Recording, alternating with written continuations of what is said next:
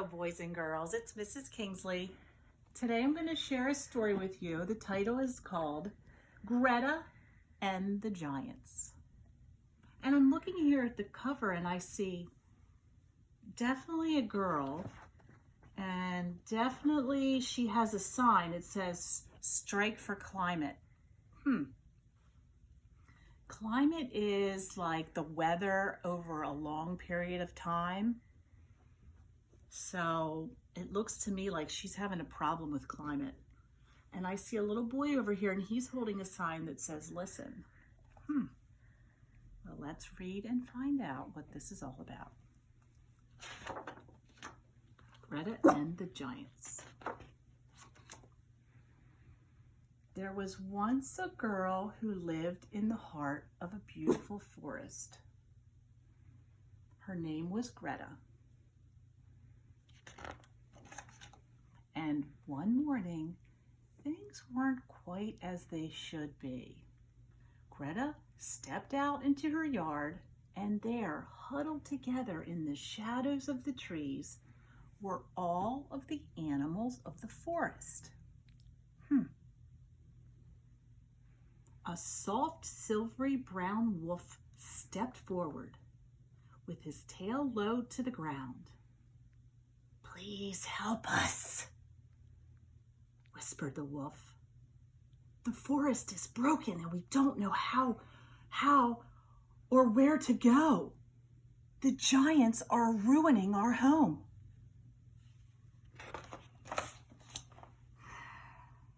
The giants had been there for as long as Greta could remember, but now they were worse than ever. They were huge, lumbering oafs, and they were always busy. They chopped down trees to build their homes. Then they chopped down more trees to build bigger homes. And the houses grew into towns, and the towns grew into cities. And they built factories and shops and cars and planes, and they worked all day and all night until eventually, ...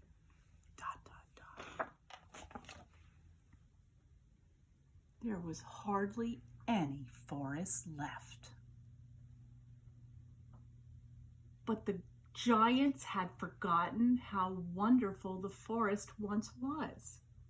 They didn't see all the little birds and bugs and butterflies and bears that trembled in the shadows. And no one told them to stop because everybody was scared of them. Everyone except Greta. "Will you help us?" asked the wolf. Greta looked around. The animals looked tired and sad. She had to help them, but how? Then Greta had an idea.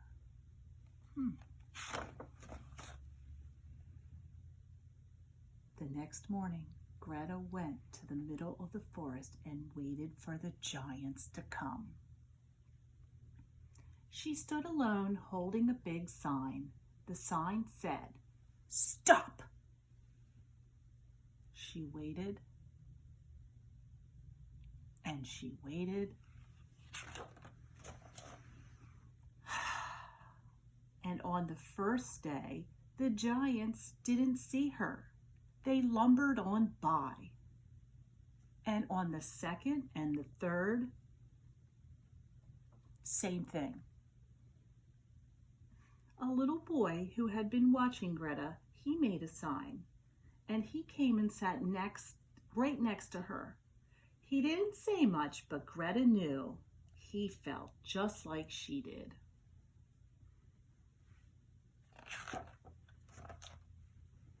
Soon, more people and animals saw what they were doing, and they joined in too. "We live here. Help! Save our forest. Our home is on fire. We love our trees. Help! Stop! Who will help? Action now! Listen! We need help! Before long, a huge crowd filled the forest, stretching out to the city and the roads beyond. And they stood together and they waited. The crowd was huge.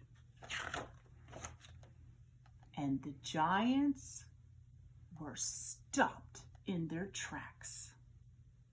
Bears live here too.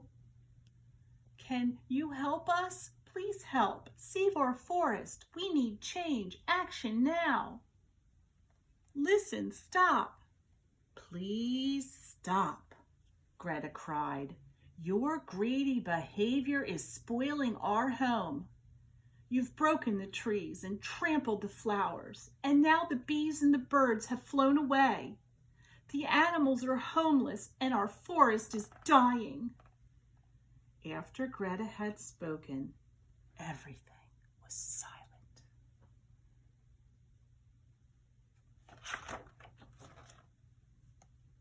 But then someone in the crowd began to shout. The smoke from your fire is choking the air. And please stop cutting down the trees. You can help plant new ones. We need to take care of our forest and live together. Will you try, please? They all said. The giants shuffled